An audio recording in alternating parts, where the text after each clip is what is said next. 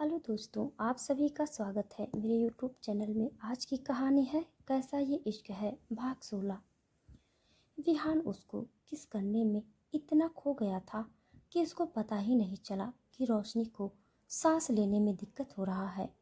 रोशनी मुंह इधर उधर करके उसके होंठ से अलग होने की कोशिश करने लगी और उसके कंधे पर हाथ रखकर धक्का देने की कोशिश करने लगी, पर विहान पागलों की तरह उसके होठों को चूमे जा रहा था। रोशनी से अब रहा नहीं गया और वो उसके विहान के होठों को काट लिया, जिससे विहान उसके होठ से अलग होकर उसकी गर्दन को चूमने लगा। रोशनी लंबी लंबी सांस लेकर खुद को नॉर्मल कर रही थी। विहान किस करते हुए उसके कॉलर बोन तक आ गया और वहां शक करने लगा। रोशनी की पकड़ विहान के कंधे पर कसते जा रहे थे। उसकी सांस तेज चल रही थी। रोशनी लूज टी शर्ट पहनी थी, जिससे उसके क्लीवेज दिख रहा था।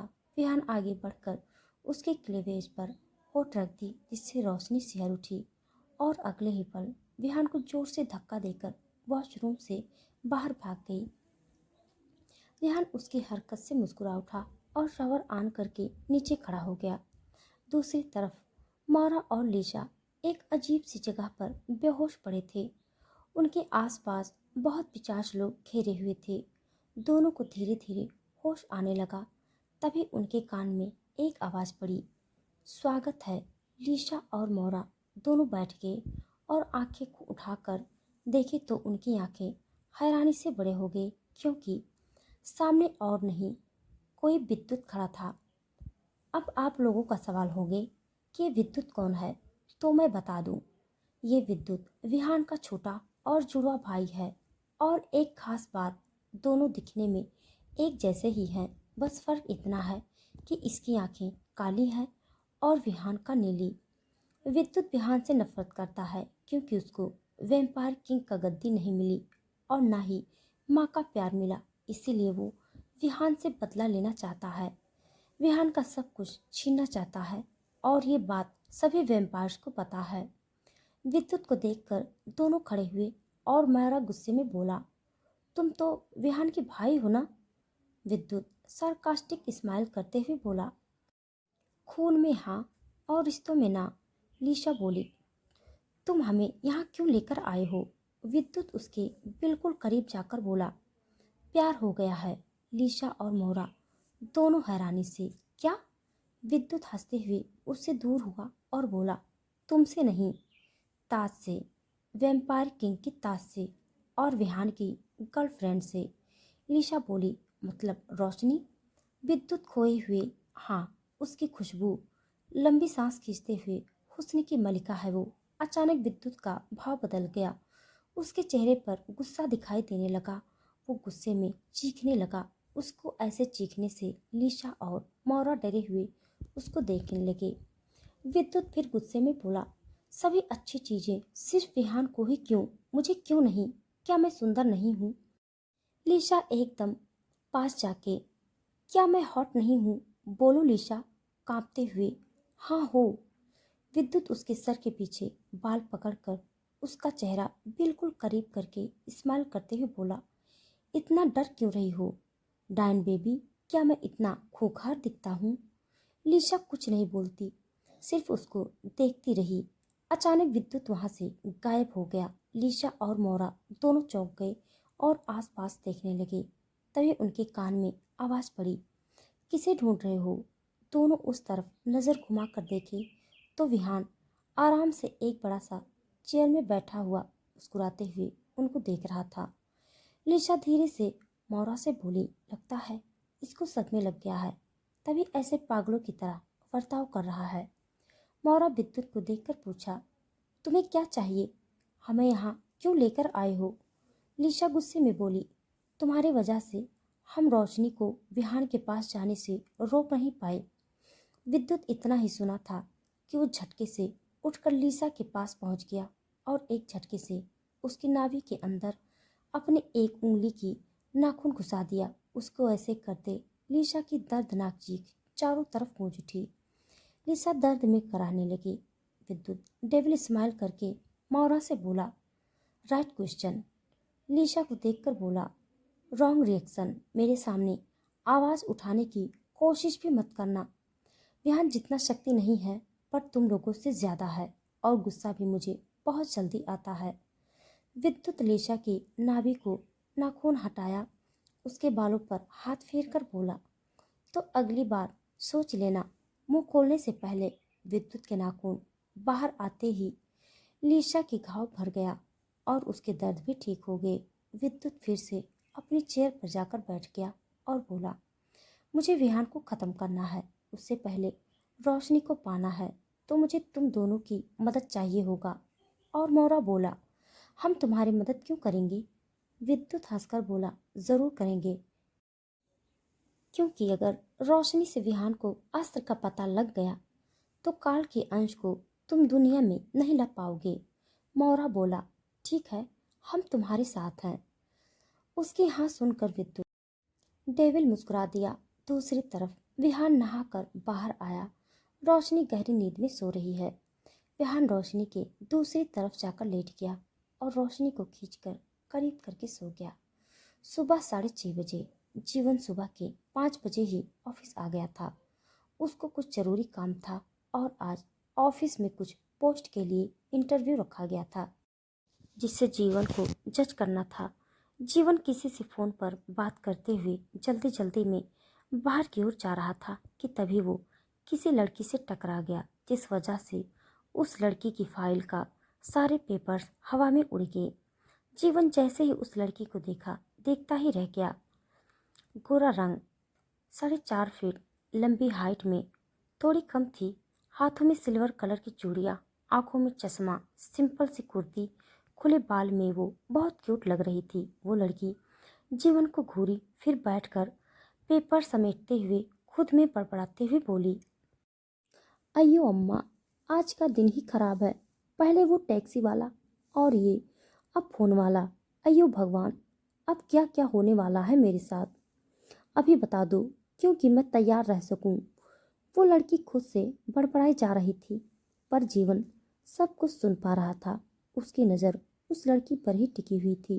वो लड़की उठ खड़ी हुई और अपने चश्मा ठीक करते हुए बोली, ज़रा देखकर चला कीजिए, छोटी दिखती हूँ पर विजिबल हूँ ना। गर्लफ्रेंड से बाद में भी तो बात किया जा सकता है ना। वो लड़की इतना बोलकर उसके साइड से अंदर चली गई। जीवन उसको देखता ही रह गया।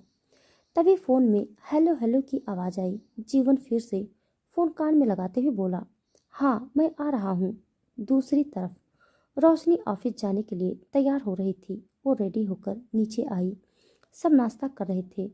विहान की नज़र जैसे ही रोशनी पर पड़ी, वो उसको देखता ही रह गया। रोशनी लाइट ब्लू कलर का सलवार सूट पहनी हुई थी, खुले बाल, कानों में छोटे छोटे झुमका, बिना मेकअप के भी बहुत क्यूट लग रही थी।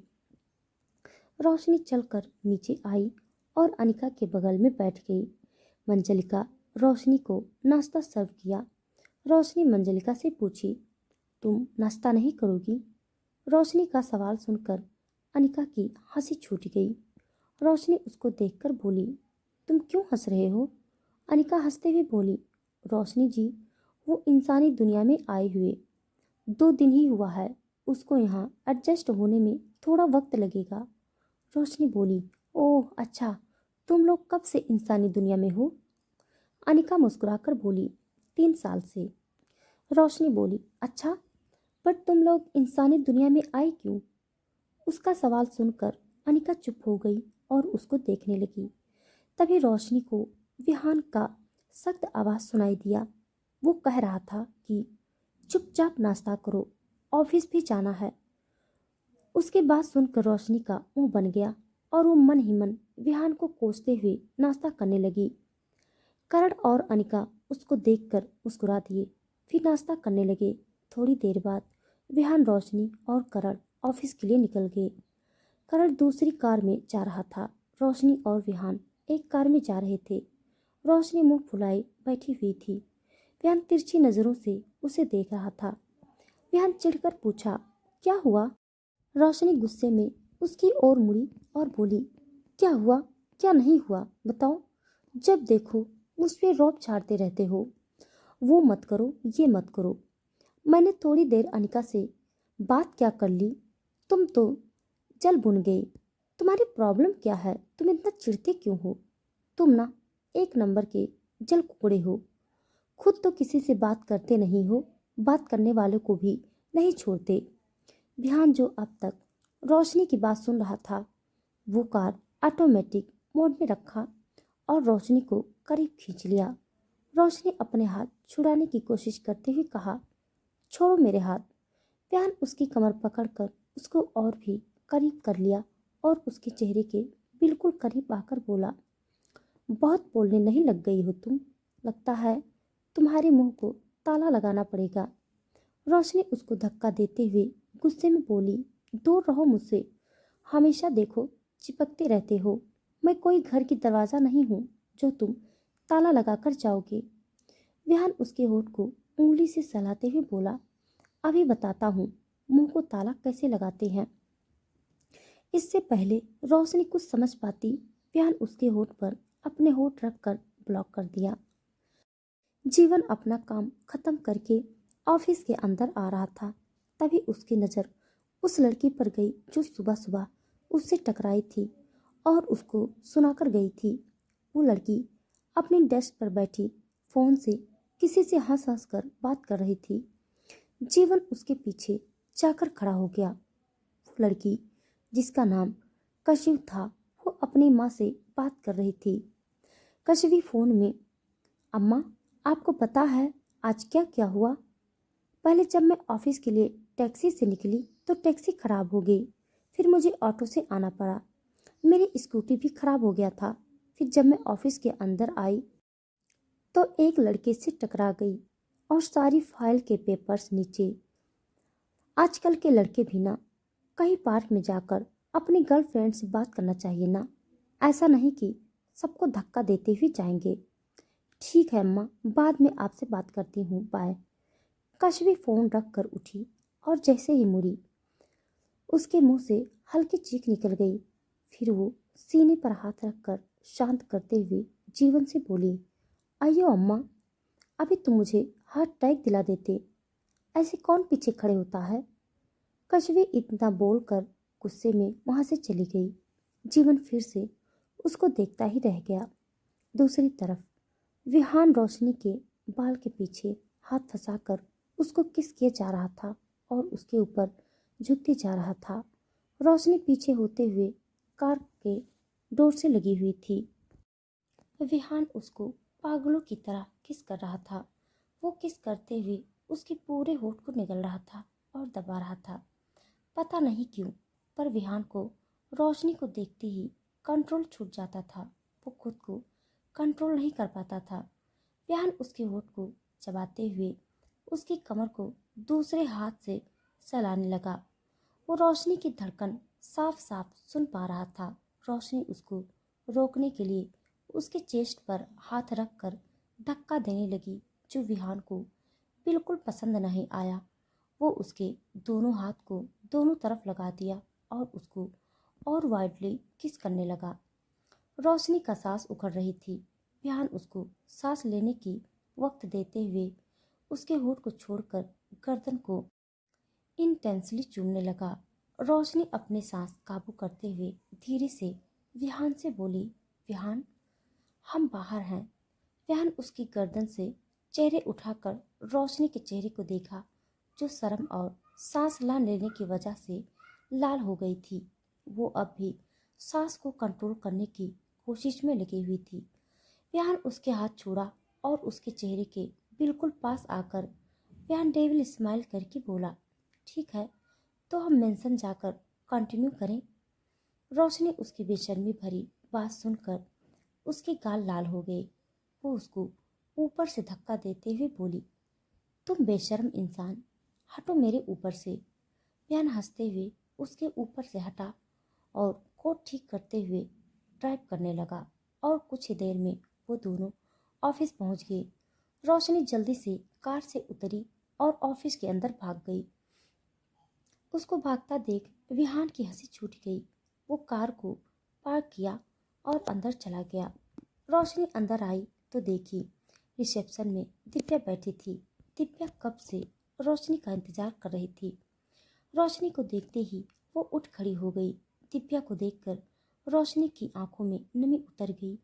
वो धीरे से बुदबुदाकर बोली, दीदी। रोशनी भागते हुए उसको पास गई। फिर तो दोस्तों, आज के लिए बस इतना। इसके आगे का भाग जानने के लिए आप सब मेरे साथ बने रहिए। हमारी कहानी